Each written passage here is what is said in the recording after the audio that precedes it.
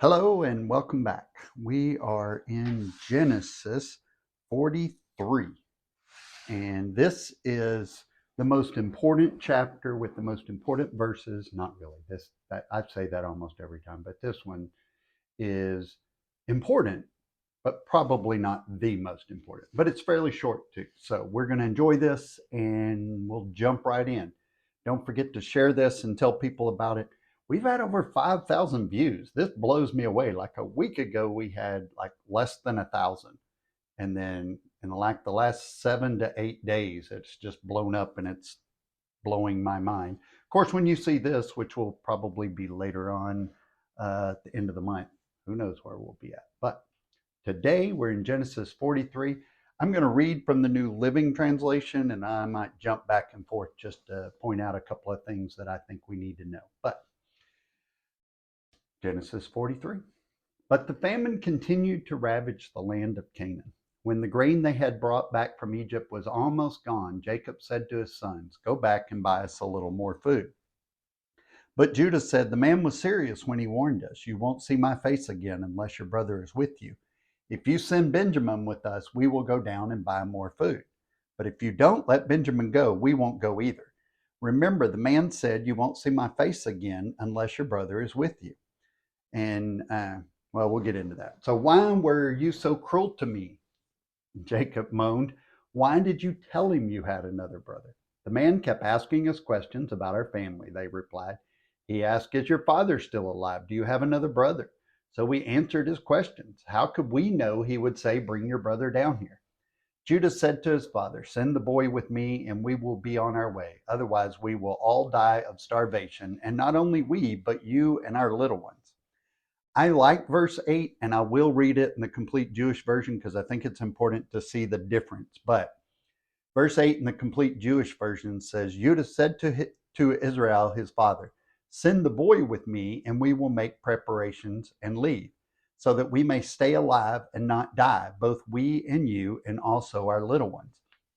The reason I like that better is because he's the other one. It's kind of, hey, we're all going to die. We hear that all the time. My kids have all said that we died of starvation or thirst in a house with running water. I like the fact that he puts it so we can stay alive. Like, we've been sitting here arguing about this stuff, but this is going to kill us and our kids. I just think it has more meaning. So verse 9 in New Living. "I personally guarantee his safety. You may hold me responsible if I don't bring him back. Then let me bear the blame forever. If we hadn't wasted all this time, we could have gone and returned twice by now."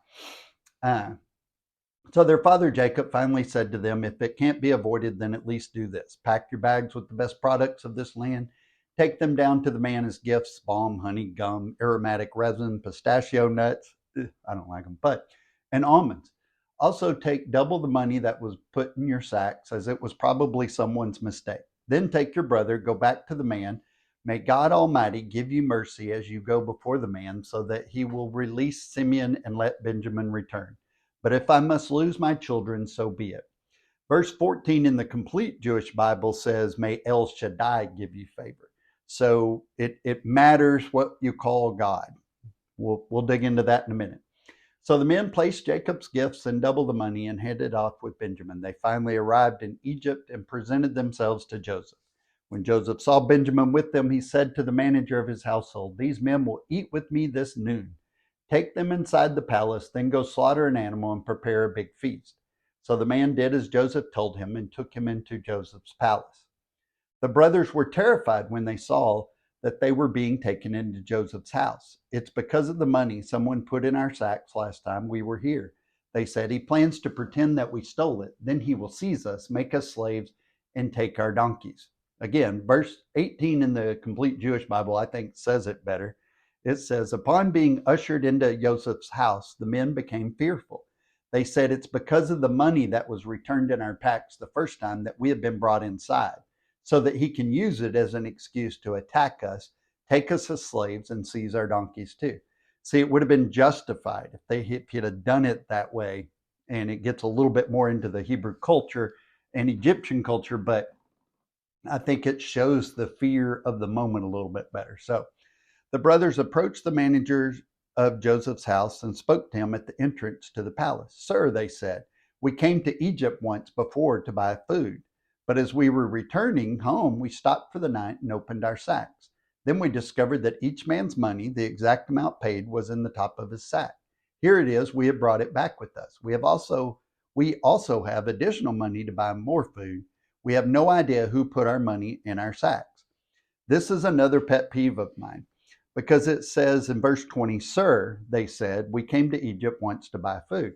But they replaced the word Lord with Sir because we've replaced the word Lord for Jesus. So since they don't want to use Lord in any other context, they now say Sir. But in the complete Jewish Bible, it says, Please, my Lord, because it was just a sign of respect. It wasn't about a Messiah or anything like that. It was just that's what you called people as a sign of respect.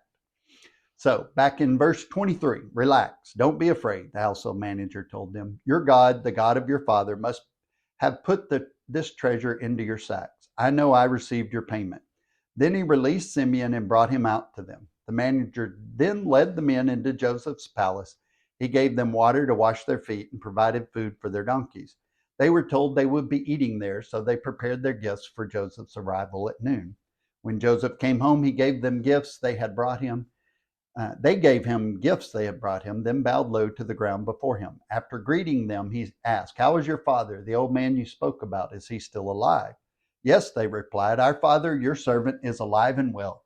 And they bowed low again. Then Joseph looked at his brother Benjamin, the son of his own mother. Is this your youngest brother, the one you told me about? Joseph asked, May God be gracious to you, my son. Then Joseph hurried from the room because he was overcome with emotion for his brother. He went into his private room where he broke down and wept. After washing his face, he came back out, keeping himself under control. Then he ordered, Bring out the food. The waiters served Joseph at his own table. His brothers were served at a separate table. The Egyptians who ate with Joseph sat at their own table because Egyptians despise Hebrews and refused to eat with them. Joseph told each of his brothers where to sit, and to their amazement, he seated them according to age, from oldest to youngest. And Joseph filled their plates with food from his own table, giving Benjamin 5 times as much as he gave the others. So they feasted and drank freely with him. So the famine isn't letting up. It's still going on. The 9 sons of Jacob are once again just kind of hanging out, and Jacob has to tell them to go get some food. They say that, as the grain is about to run out, it's like maybe we should have started something back then instead of like as it's almost out.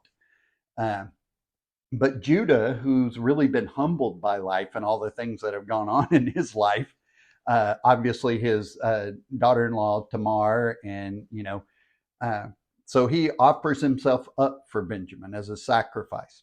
Judah saw himself as likely the firstborn of the clan of Israel. He was everything that's been going on with Reuben and him not receiving the firstborn blessing. Judah's thinking, hey, I got a shot at this, so I'm going to see what I can do. But Jacob, he would trust God. If he was about to lose all of his sons, then so be it. He was going to do whatever God was calling him to do.